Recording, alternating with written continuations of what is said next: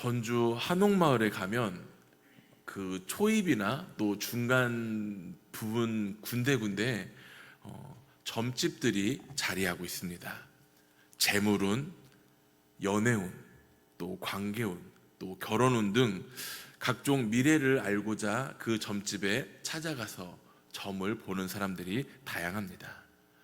손금을 보거나 관상을 보거나 또 요즘은 타로라고 하는 카드점 등을 통해서 그 방법을 알아가고자 그 방법 역시 다양하지요. 그러나 정말 그렇게 해서 우리가 그 앞날을 알 수 있을까요? 사실 우리 모두 때때로 알 수 없는 그 미래를 바라보며 불안 속에 살아가곤 합니다. 내일 무슨 일이 일어날지, 경제적 상황이나 건강 문제 등 우리 앞에 다가오는 여러 가지 문제들로 인해 우리는 그 앞을 확신하지 못하기에 불안해합니다.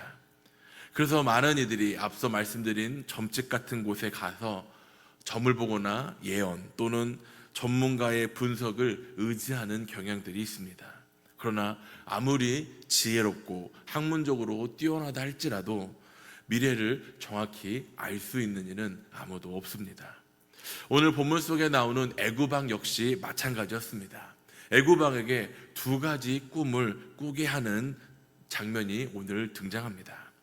나일강에서 살찐 소 7마리가 나오고 또 이어서 흉하고 파리한 빈약한 소 7마리가 나와 그 살찐 소를 잡아 먹습니다. 또 좋은 이삭 7이 나오고 그 뒤에 마른 이삭 7이 나와 무성한 이삭을 집어 삼킵니다. 이 두 가지 꿈은 반복되었고 같은 의미를 지닌 꿈이었습니다. 그러나 바로는 그 꿈의 의미를 알 수 없어 불안에 사로잡힙니다. 애굽의 술객들과 박사들을 동원하여 그 꿈을 알고자 했으나 전혀 알 길이 없었습니다. 바로는 애굽의 왕이었습니다. 당시에 세계 최강국이라고 할 수 있는 한 나라의 왕이었습니다. 그러나 그러한 왕은 그렇게 높은 자리에 있어도, 권력의 위치에 있어도, 또 학문적인 사람들을 동원하여 그 방법을 알려 할지라도 인간의 지혜로는 하나님의 뜻을 알 수 없음을 오늘 성경은 분명 우리에게 가르쳐주고 있습니다. 오직 하나님께서 계시해 주셔야만이 이것들을 우리는 그 꿈을 밝힐 수가 있는 것입니다. 오늘 이것이 우리가 붙잡아야 될 첫 번째 교훈입니다. 인간의 힘으로는 하나님의 뜻을 알 수 없습니다. 오직 하나님을 붙잡고 하나님의 말씀을 의지할 때 하나님께서 그 말씀을 통하여 그 뜻을 깨닫게 하시고 그 뜻을 알아가게 하십니다. 바로가 본 두 가지 꿈은 같은 메시지를 담고 있습니다. 그것은 우리가 잘 알고 있듯 이 살찐 소나 좋은 이삭은 애굽의 7년의 풍년을 의미합니다. 또 이어 찾아올 7년의 흉년이 올 것이라는 것을 암시하고 있는 하나님의 경고입니다. 하나님은 같은 말씀을 두 번이나 반복하며 바로 왕에게 그 뜻을 알게 하신 것입니다. 그리고 그 알게 하신 그 일들은 반드시 이루어진다는 것이죠.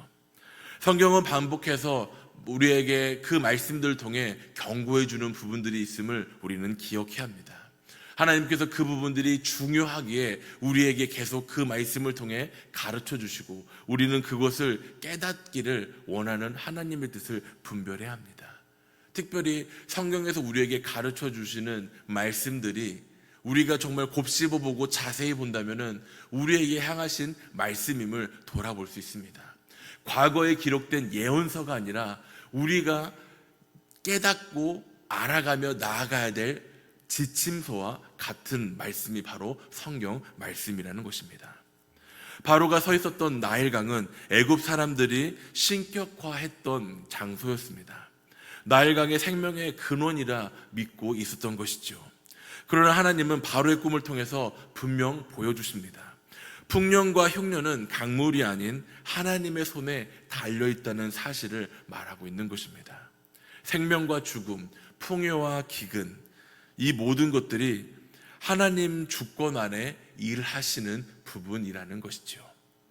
출애굽기 서해를 보면 우리가 알 수 있듯이 하나님께서는 이스라엘 백성들에게 또 그곳에 살고 있던 애굽 사람들에게 그들이 믿던 신이 참 신이 아님을 분명 나타내 보입니다. 특별히 첫 번째 재앙이었던 이 피재앙 역시 나일강을 피로 문들게 함으로 인하여 그들이 신격화했던 그곳을 하나님께서 역사하시는 부분을 분명 나타내 보이십니다. 이 모습만 보더라도 세상을 창조하시고 주관하시는 분이 바로 하나님이심을 우리는 분명 알 수 있습니다. 우리 역시 마찬가지입니다. 경제적 호황도, 불황도, 건강도, 위기 역시 모두 하나님의 허락 아래 주어지는 일이라는 것입니다. 인생의 계절을 주관하시는 분이 하나님이심을 우리는 기억하며 우리는 환경을 붙들며 살아가는 것이 아닌, 사람을 의지하며 살아가는 것이 아닌 오직 하나님을 붙잡고 하나님의 말씀을 의지하며 살아가는 믿음의 백성들이 되시기를 간절히 소망합니다. 바로의 신하들 중 누구도 그 꿈을 해석하는 이가 없었습니다. 그러나 하나님의 영이 함께한 요셉은 그 바로의 꿈을 해석합니다. 그러나 요셉은 자신이 지혜로워서가 아니라 하나님께서 알려주셨기 때문에 그 꿈을 해석할 수 있음을 분명 나타냅니다. 우리는 이 모습 속에 한 가지 깨닫는 점이 있습니다. 세상은 답을 찾으려 하지만 찾지 못하고 하나님의 사람은 그 말씀 안에서 답을 찾을 수 있다는 것입니다. 요셉이 바로 앞에서 하나님의 뜻을 전하듯 우리 역시 이 세상 속에서 세상 사람들과 함께하는 가운데 하나님의 말씀을 온전히 전할 수 있는 믿음의 백성들이 되길 간절히 소망합니다. 세상은 불안 속에 있습니다. 정치와 경제, 환경과 사회 문제 등 끊임없이 우리를 뒤흔들려 할 것입니다. 그러나 하나님의 백성은 그러한 모습 속에 다른 삶을 살아가야 합니다.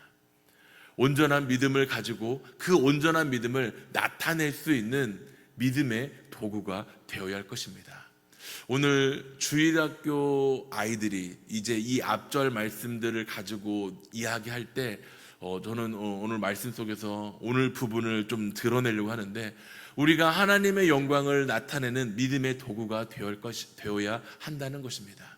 우리의 잘됨이, 우리가 잘 되어지고 있는 이 부분들이 우리의 노력 속으로 나타내지는 부분들도 있지만, 그 나타내어지는 부분들이 하나님께서 은혜를 주셨기 때문에, 하나님께서 은혜로 채워주셨기 때문에 그것이 잘 되어지고 또 그것이 잘 되어질 수 있도록 이끌어 나갈 수 있는 것입니다. 그 잘되어짐을 사람들이 우리를 바라볼 때 우리는 그 잘되어짐이 나의 노력이 아닌 하나님의 은혜임을 나타내는 믿음이 우리 안에 있어야 한다는 것입니다.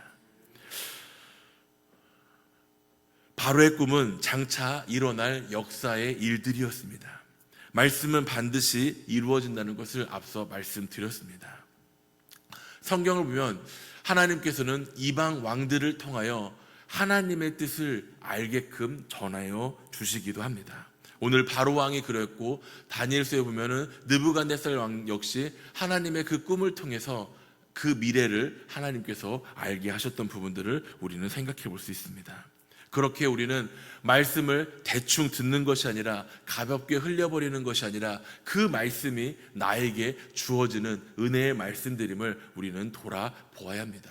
앞서 말씀드린 것처럼 성경은 단순한 역사서가 아닌 우리가 의지하고 우리가 바라보아야 될 나침판과도 같은 말씀들임을 우리는 기억해야 합니다.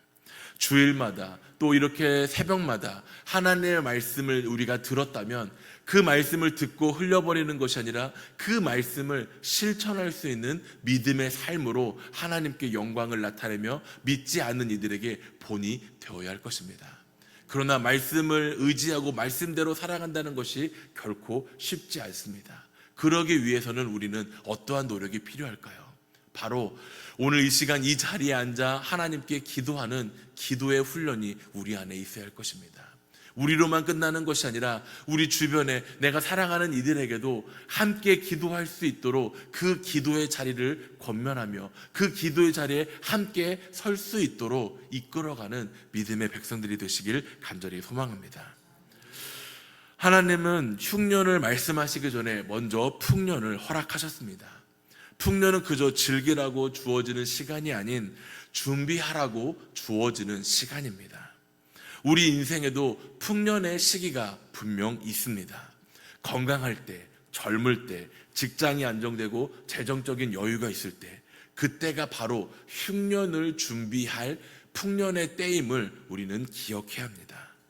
이럴 때 우리는 믿음의 양식을 쌓고 기도의 습관을 세우며 말씀을 묵상하며 더욱더 하나님께 가까이 가기 위해 믿음의 시간으로 채워져야 할 것입니다. 혹 우리에게 훈련의 시간들이 세워져야 한다고 만약 제시가 온다면 그것을 여러 가지 이유를 대며 피하거나 외면하는 것이 아니라 하나님께서 흉년의 때를 예비하기 위해 우리를 훈련시키신다는 사실을 우리가 깨달아야 됨을 돌아볼 수 있길 바랍니다. 간혹 교회에서 목사님들이 제자 훈련이나 또 말씀을 훈련하는 기도 사랑방이나 여러 가지 이 프로그램들을 우리들에게 제시할 때 우리는 이래서 못하고 저래서 못하고 외면하기보단 그 시간들을 순종하며 그 시간들을 통해서 훈련되어지는 나를 돌아볼 수 있길 바랍니다. 앞서 말씀드렸듯 그러한 훈련의 시간이 단순히 나를 채우는 시간이 아니라 그 훈련들을 통해 우리에게 다가올 흉년을 예비할 때임을 우리는 돌아보아야 하는 것입니다. 본문이 우리에게 주는 또 하나의 교훈은 앞서 말씀드렸 흉년은 반드시 찾아온다는 사실입니다. 인생에는 크고 작은 고난이 찾아옵니다. 질병으로 인한 고난이, 관계가 깨짐으로 인하여 오는 고난이, 또 경제적으로 무너지는 고난이 있습니다. 그러나 그 흉년이 끝이 아님을 우리는 돌아봐야 합니다. 하나님께서 미리 준비하게 하시고 그 준비하심을 통하여 하나님께서 이겨낼 힘으로 우리와 함께 하심을 우리는 돌아보아야 합니다. 사랑하는 성도 여러분, 오늘 본문 말씀은 단순히 고대 애굽 왕의 꿈 이야기가 아닙니다. 우리의 삶에 그대로 적용되어지는 하나님의 말씀입니다. 풍년이 있을 때 흉년을 준비해야 하며 평안할 때 기도의 무릎을 세워야 하는 것입니다. 말씀의 양식을 쌓으며 성령을 가볍게 여기지 마시고 매일매일 말씀을 묵상하며 그 말씀 안에 거하는 믿음의 백성들이 되시길 간절히 소망합니다. 사실 말씀을 듣는 우리 성도님들에게 적용되어지기보단 이 자리에 함께하지 못한 성도님들에게 적용되어져야 하는 부분이기도 합니다. 그렇기에 오늘 말씀을 듣는 우리 사랑하는 성도님들이 함께하지 못하는 이들에게 이 부분을 전하여 주시고 함께 이 자리에 설 수 있도록 믿음의 끈으로 이끌어 갈 수 있길 바랍니다. 줄다리기를 잘 아시지요? 힘 있는 사람이 끌어내서 이기는 게임이 바로 줄다리기입니다. 믿음의 힘으로 믿음이 연약한 이들을 끌어내시길 바랍니다. 하나님께서 우리를 견인하여 끌고 가듯 우리 역시 믿음의 힘으로 믿음이 연약한 이들을 끌어낼 힘이 우리에게 있음을 기억하시길 바랍니다. 그리고 마지막으로 하나님 안에 우리는 거해야 합니다. 세상 속에 있지만 우리가 하나님의 말씀을 의지하며 하나님 안에 있다면 우리는 이 모든 것들을 믿음으로 이겨낼 수 있으며 믿음 안에 살아갈 수 있음을 깨닫는 귀한 믿음의 시간들이 되길 간절히 소망합니다. 오늘도 이 말씀을 통해 결단할 수 있길 바랍니다. 나에게 풍년의 때에 말씀으로 준비하며 이 풍년의 때를 훈련하며 하나님의 때로 쓰임받는 내가 되겠다고 결단하시길 바랍니다. 그럴 때 하나님께서는 우리로 하여금 믿음의 도구가 될 수 있도록 우리를 사용하시고 하나님의 이름을 나타내는 하나님의 영광을 드러내는 하나님의 영광을 위해 쓰임받는 믿음의 택한 도구가 된다는 사실을 오늘도 기억하며 기도로 나아가시기를 간절히 소망합니다.